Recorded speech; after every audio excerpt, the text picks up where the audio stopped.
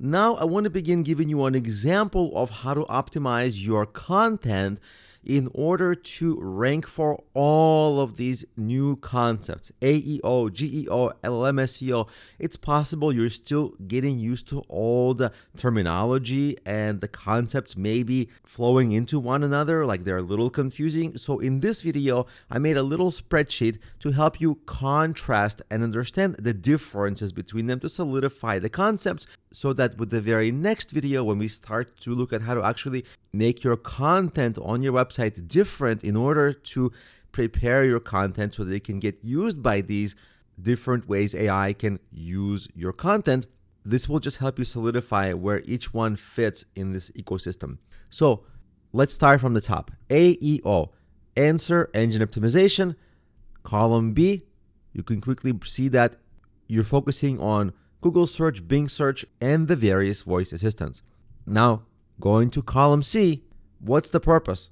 The purpose is to be featured in result snippets and answers. And when people ask additional questions or clarifications, this is where, if you optimize for AEO, your content and website and brand will be more likely mentioned in these answers.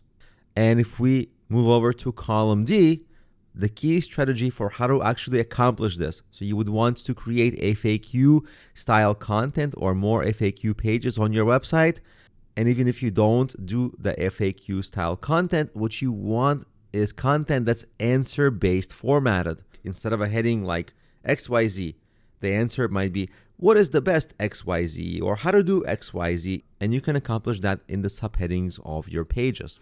Of course, you want to use structured data and provide clear, concise answers to potential questions that consumers might have. So it's actually optimization, but it's really also helping your potential customers buy from you better, because when you answer their concerns and questions, they'll be more likely to move to the next part of the sales process. So it's a good practice thing to do anyway. Now, that's AEO. Let's move on to GEO, Generative Engine Optimization.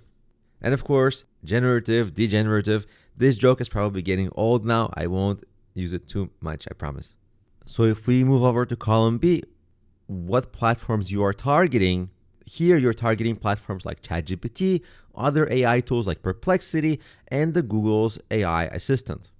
And your goal is to have your content cited or summarized as a source in AI-generated answers. So as we move over to column D, how do you do this?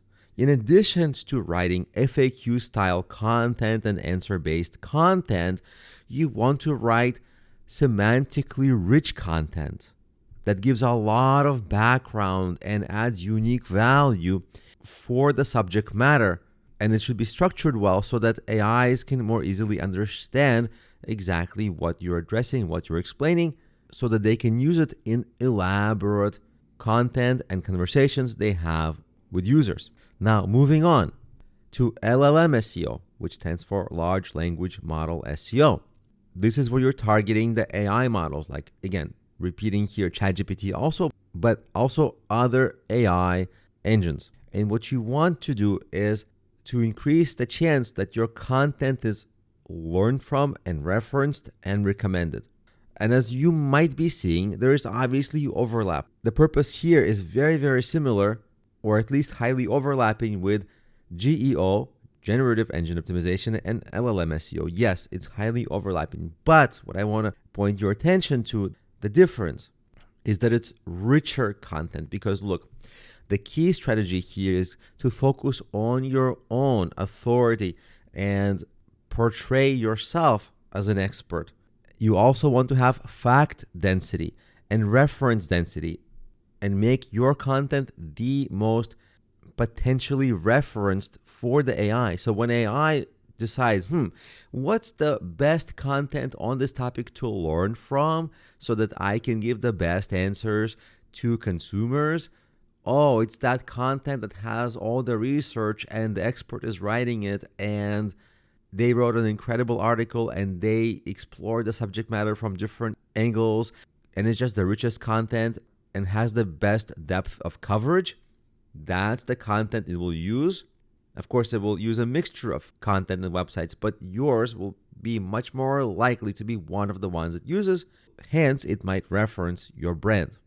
And this is actually great for your business, because if in the past you were like writing blog post articles just to rank in Google, whatever, blah, blah, blah, hope for the best, kind of a hope and a prayer, like most blog posts are out there. Like, if we're honest, most blog posts don't quite get the level of scrutiny and writing like books, or, they're blog posts. They're a little bit more informal.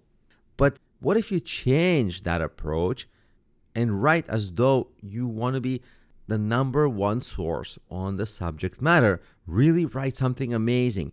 That will actually be amazing for your readers and amazing for your business, and actually your personal brand and your business brand will be elevated manifold. So it's fantastic for your actual business, but also you'll be taking care of your LLM SEO. So these are tremendously good practices, actually.